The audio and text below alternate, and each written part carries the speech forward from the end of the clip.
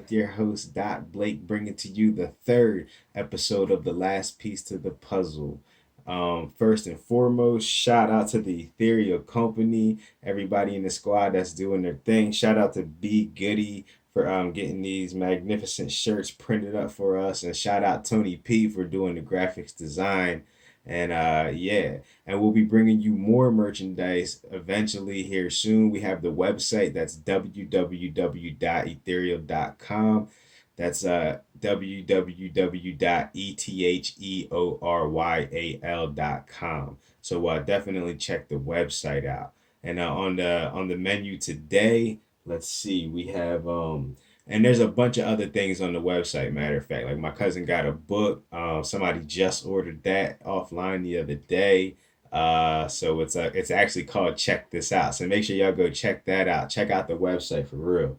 Um, all things business related on the website too. You can email us. We do shows. We've been in the hip hop world for a long time. We do a bunch of things, man. So definitely check us out. And finances. So just did a little diving into the whole Corona stimulus, how Trump and the political posse is planning on looking out for the people. And let's see, because that's all capitalism right there. But it looks like right now that we're dealing with a little bit of socialism.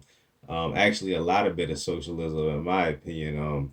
Like I said before, I know I got my 1200, and according to this article, it says on Yahoo Finance by Ben Werschkuhl, coronavirus stimulus checks, four plans for sending America's more money. So looks like there might be more money on the way. I don't know if that's a good thing or a bad thing, but hey, we'll take it, especially depending on all the money that they're giving to these big corporations and bankers right now. I mean, man, just trillions of dollars being poured into, and also you got to think about the bailout of 2008.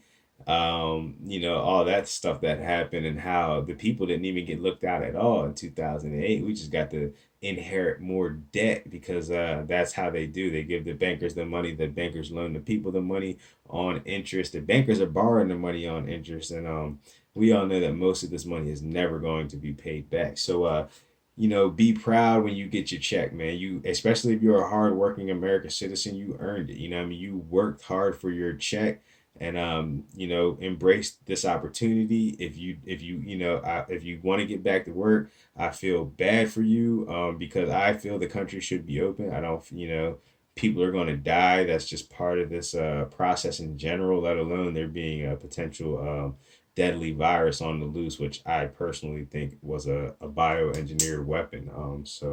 But let's talk about some of these plans that were proposed. Let's see. It says there is also a proposal in the House for 2,000 each month for those making less than 130,000 annually.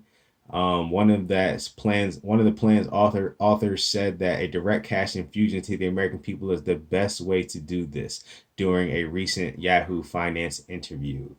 Um, Another one, Kessler's Group, which has had a contentious relationship with Bernie Sanders' wing of the Democratic Party, has now proposed something similar but more modest. They're calling it a coronavirus safety net with direct payments until the pandemic ends and businesses reopen. Payouts will be similar to the current checks, 1,200 with 500 for dependents paid out to individual earnings up to 75,000 or couples earning up to 150,000. I don't understand why like they put these caps on there. I mean, for people that are making under that, it's good, but there's people with tons of debt that make over those amounts of money. So I don't know what the government is saying. I guess people should have did better money management. But look at the banks. Look at all the bailouts that's been done for the banks. Um, so that's my little article for today. Some little news for you guys. I'm gonna try to give a little bit of news each day with just resources that I find on the internet. And let's see what else I have on the menu. Oh, what about the COVID and why, and my personal outlook on this situation and what's going on with it, right? I've kind of been formulating why all this is going on. In my personal opinion, it's not government uh, fueled. It's not fueled by any particular government. I kind of think that the Chinese Communist Party probably was double crossed by some high up people that probably paid a lot of money to cause this to happen. Why? Probably the depopulation agenda. I mean, like, what else could it really be about? And I don't think that this is really going to help any government. I just think that this whole process is going to really help kill people. Unfortunately, that's probably the scenario. Just say a bioweapon was released. But let's go dive into some of the things that I believe that the agendas, because the agenda is not a government agenda, it's a large corporation agenda. It's a very, very large corporation. Matter of fact, it could be all the major tech companies blending their ideas together and coming up with this one idea. I had an epiphany basically of a self-driving breathalyzing sterilization vehicle that basically can verify the customers that it picks up that they don't have the corona by somebody breathing into a breathalyzer, while also um, it disinfects the passenger. So every passenger could breathe into the breathalyzer while at the same time they're being disinfected. Then they go into the business or establishment that they want to go into.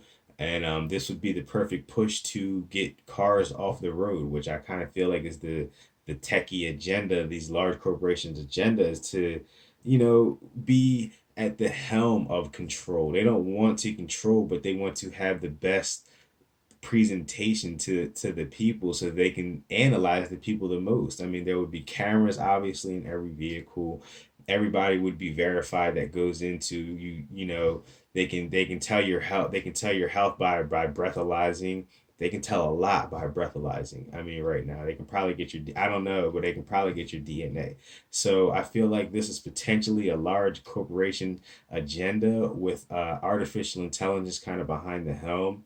In my personal opinion, this is going to take to about 2030 to start really rolling out these major cities, because you're going to see it in the major cities first. And unfortunately, that means probably most likely very hard times ahead for the people and most people in general. I mean, hopefully not. If we work together and support each other, everybody kind of becomes farmers and grows their own food.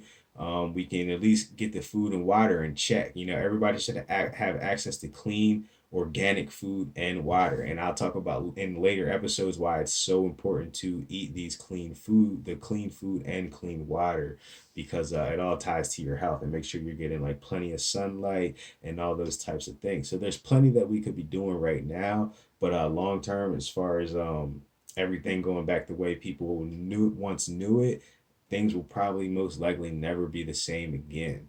Um, yeah, so just embrace the new, get really creative at this time, grow a garden if you're able to, and if you're not, then most likely you're probably capable of growing plants inside. So those are all things that I think is going to be really important, supporting that Americans get back to being able to produce some type of service or good. I mean, is it really that far fetched for everybody to be their own blacksmith, for everybody to be able to make metal molds and have access to mines so they can build their own stuff that they need to? And then for people that are willing to help others with their ideas, then that's what we would consider a job. But there really no, in the future, I really don't see jobs. I just see people as assisting others in the projects that they think are worthy of their assistance. So, I mean, most likely you're not going to have somebody cutting your grass. But we all know that the artificial intelligence will be able to do that for people. They already have lawnmowers that can